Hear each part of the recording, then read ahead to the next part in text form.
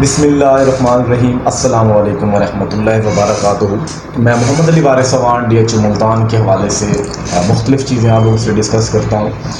आज जो एक चीज़ मैं डिस्कस करने जा रहा हूँ वो है हमारी थर्ड बैलेट कि थर्ड बैलेट के अंदर जिन लोगों के प्लॉट्स आए हैं, कौन से सेक्टर्स में आए हैं, या उनको क्या फ़ायदा हुआ है या किन लोगों को लॉस हुआ है, थोड़ा सा इस पहलू पे हम डिस्कस करते हैं। थोड़ी सी रोशनी में डालने की कोशिश करूंगा। उम्मीद है चीज़ें वो आपके सामने आ जाएंगी और उससे आपको जो रूटीन चल रही है या जो अब कीमतें आगे उन थर्ड बैलेट के प्लॉट्स की चल रही हैं, थोड़ा सा उसके हवाले से भी आपको अंदाज़ा हो जाएगा। तो एक चीज़ मैं आप लोगों से सबसे पहले ये डिस्कस करूँगा कि पिछले 6 से 8 माह के अंदर जो थर्ड बैलेट की फ़ाइल्स की कीमतें थी वो क्या रही हैं। अगर हम एक कनाल की बात करें तो पिछले 6 से 8 माह के अंदर एक कनाल फाइल की कीमत तकरीबन जो है वो आप 60 से 61 लाख जो मैक्सिमम बाइंग थी वो ये थी।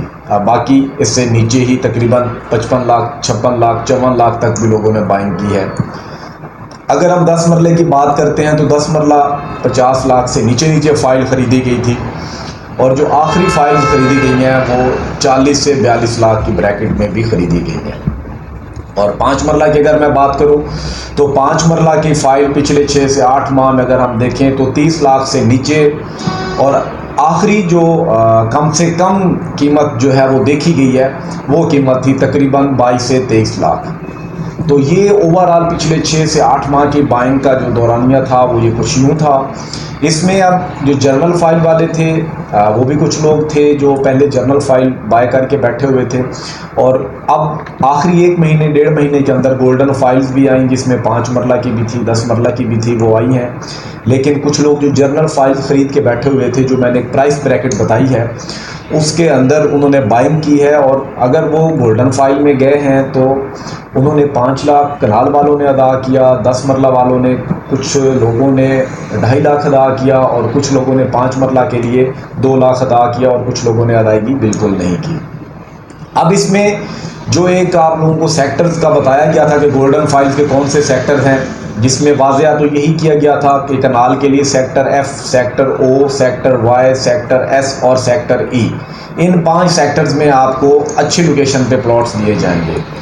उसमें ये कहीं नहीं मेंशन किया गया था कि कैटेगरी का प्लॉट होगा, ना जो ये मेंशन किया गया था कि नॉर्मल प्लॉट होगा। लेकिन एंड ऑफ द डे जो हमने रिज़ल्ट देखे, जो आपने भी देखे होंगे अगर आप में से कुछ लोगों के जिन्होंने फ़ाइल ख़रीदी भी थी, तो रिज़ल्ट जो भी आए हैं वो आपके सामने थे। अब एक कनाल वालों को अगर हम देखें तो उनके जो ज़्यादातर गोल्डन फाइल्स के निकले हैं वो सेक्टर O और सेक्टर E में, इन 2 सेक्टर्स में प्लॉट्स देखने को मिले हैं। बाकी अभी तक मुझे किसी सेक्टर के अंदर गोल्डन फाइल वाला प्लॉट एक कनाल का नहीं देखने को मिला। और जो जर्नल बैलेट थी, जो जर्नल फाइल होल्डर्स थे, उनके W1, W2 और सेक्टर X और सेक्टर Y, इन 4 सेक्टर्स के अंदर एक कनाल के प्लॉट्स देखने को मिले हैं। 5 मरला की अगर मैं बात करूं तो 5 मरला में या तो सेक्टर P के अंदर प्लॉट्स आए हैं या आपके सेक्टर E के अंदर आए हैं। और जो 10 मरला था, 10 मरला में चाहे वो गोल्डन फाइल का ओनर था, चाहे वो नॉर्मल फाइल थी उनके पास, तो भी उनको सेक्टर E में ही प्लॉट अलॉट किया गया है। तो सेक्टर E के अंदर प्लॉट अलॉट होने की वजह यही है जनरल फाइल की, क्योंकि जिस तरह हम बेहतर जानते हैं, पहले भी मैं आप लोगों से डिस्कस कर चुका हूं कि पोजेशन सेक्टर को कभी भी बैलेट के अंदर शामिल नहीं किया जाता। बताया तो यही गया था कि सेक्टर E में 10 मरला सिर्फ गोल्डन फाइल्स वालों को होगा, जिससे ये थोड़ा सा वो अंदाज़ा हो रहा था कि मे बी सेक्टर B1 में भी प्लॉट्स आएंगे। लेकिन वही हुआ कि पोजेशन सेक्टर कभी भी बैलेट के अंदर शामिल नहीं किए जाते, तो सेक्टर B1 को शामिल नहीं किया गया, चाहे वो जर्नल फाइल वाले थे या गोल्डन फाइल वाले, तो वो सेक्टर E के अंदर ही उनको प्लॉट मिला है। अब आ जाते हैं थोड़ा सा कीमतों के हवाले से कि ये तो उन्होंने बाइंग कर ली। अब जो कीमतें चल रही हैं, अब सेक्टर O और सेक्टर E, पहले मैं गोल्डन फाइल का थोड़ा सा वो बताऊंगा।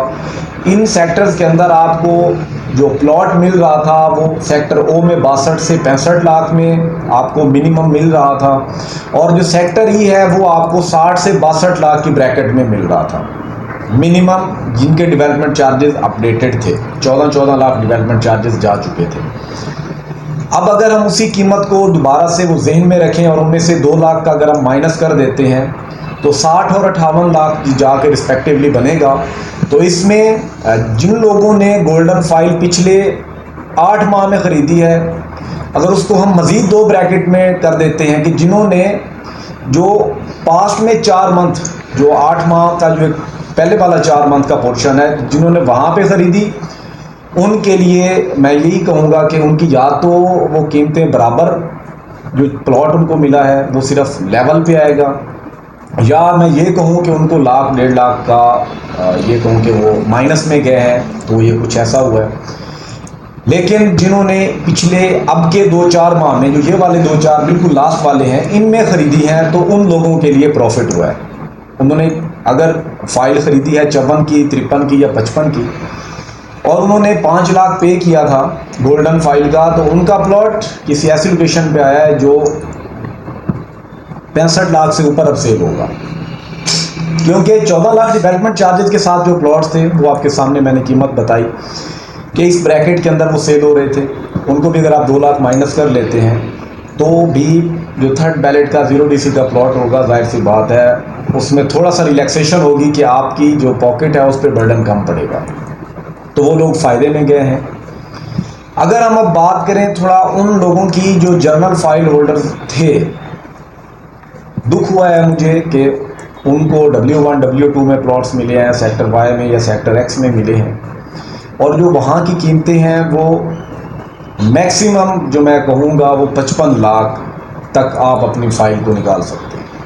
चाहे आपका सेक्टर X है, वहाँ पे आप 55 लाख से ज़्यादा प्लॉट नहीं सेल कर पाएंगे। सेक्टर Y में भी आप 55 लाख से ज़्यादा का प्लॉट सेल नहीं कर पाएंगे। थर्ड बैलेट की बात कर रहा हूँ। सेक्टर W1 W2 का जिन लोगों का प्लॉट आया है, आप 50 लाख से ऊपर अपना प्लॉट किसी सूरत सेल नहीं कर पाएंगे। तो इन लोगों का लॉस हुआ है, नो डाउट हुआ है। लेकिन फ्यूचर में मैं उन लोगों के लिए यही कहूँगा कि जो लोग W1 W2 में प्लॉट लेके बैठे हुए हैं, तो एक ऑब्जर्वेशन मेरी ये है कि फ्यूचर में जिस तरह अगर हम पहले पास्ट को देखें तो B2 के प्लॉट्स को रिलोकेट किया गया था, पॉसिबिलिटी है कि W1 और W2 के प्लॉट्स को भी फ्यूचर में रिलोकेट कर दिया जाएगा। मतलब क्योंकि फर्स्ट बैलेट और सेकंड बैलेट के डेवलपमेंट चार्जेस अगर हम देखें तो 2024 में तकरीबन मुकम्मल अदायगी हो जाएगी उनकी। अब जब किसी भी सेक्टर की डेवलपमेंट चार्जेस की अदायगी मुकम्मल होती है, DHO मुल्तान की जो प्रैक्टिस रही है अब तक की, मैं आज की डेट तक की बात कर रहा हूँ, उनको पोजेशन अनाउंस करता है, तो जाहिर है जब उनकी पोजेशन अनाउंस होने की बारी आएगी और वहाँ डेवलपमेंट नहीं होगी तो DHA उनको कहीं ना कहीं एडजस्ट ज़रूर करेगा। अब वो एडजस्टमेंट इवन सेक्टर X में कर दी जाए या किसी और सेक्टर में कर दी जाए, ये मैं कुछ नहीं कह सकता। हो सकता है DHA ना भी करे, उससे पहले आपको डेवलपमेंट करके दे दे। अगर डेवलपमेंट नहीं होती, जो मशरूत है एडजस्टमेंट, जब आपकी अगर डेवलपमेंट डिले होती है देन आपके प्लॉट्स रिलोकेट भी हो सकते हैं फ्यूचर में, W1 W2 के जो प्लॉट्स हैं। अगर ऐसा नहीं होता तो इस वक्त उन लोगों के लिए बुरी खबर है कि उनका तकरीबन 20 से 30 लाख का, जिन्होंने 70-75 में बाइंग की थी, उनको 20 से 25 लाख का मिनिमम जो है वो अगर हम देखें तो वो धचका देखने को मिला है। दूसरी तरफ अगर हम 5 मरला की तरफ आते हैं तो 5 मरला में जिन लोगों ने फाइल अभी आके ख़रीदी है वो 23-24 में ख़रीदी हैं और उन्होंने गोल्डन फाइल ख़रीदी हैं, तो उनका जो प्लॉट है वो उनको सेक्टर ई में मिला है। और कुछ लोग जो जनरल फाइल लेके बैठे हुए थे, उन्होंने महंगी बाइंग की हुई थी, उन्होंने इजाफी पे नहीं किया, उनको सेक्टर पी में मिले। तो उन लोगों के प्लॉट्स की जो इस वक्त अगर हम देखें, जो बिटर ट्रुथ है मार्केट के अंदर, आपको प्लॉट 25 लाख में डिमांड होते हुए दिख रहे हैं, 24 लाख में, 23-22 लाख में सेक्टर पी में प्लॉट्स डिमांड होते हुए दिख रहे हैं। अगर आप सेक्टर ई फॉर एलिफेंट की बात करते हैं, थर्ड बैलेट के प्लॉट्स की, तो अभी जो कीमत देखने में आई है वो 5 मरला की डिमांड 26 लाख से लेके 28 हद 29 लाख तक की डिमांड देखने को मिली है। ये थर्ड बैलेट सेक्टर ई के प्लॉट्स की बात कर रहा हूँ। और उनमें से जो एक प्लॉट अभी कल ही की डेट में सेल हुआ है वो तकरीबन 24 लाख में सेल हुआ है। अब कीमतें आपके सामने हैं 5 मरला की। इसी तरीके से अगर 10 मरला की हम बात करते हैं, जिन्होंने गोल्डन फाइल ख़रीद ली उनका भी सेक्टर ई में आ गया, जिन्होंने जर्नल फाइल रखी उनका भी सेक्टर ई में आ गया। लेकिन 5 मरला सेक्टर ई की निस्बत जो 10 मरला है सेक्टर ई का, वो कदरे बेहतर रहेगा, कीमतें भी उनको बेहतर मिल सकती हैं। क्योंकि B1 और ई का आप कंपैरिजन करें तो B1 में रिजर्व एरियाज हैं और वहाँ पे अगर हम देखें तो ग्रेवयार्ड भी है, लेकिन वहाँ पे पोजेशन का एडवांटेज है।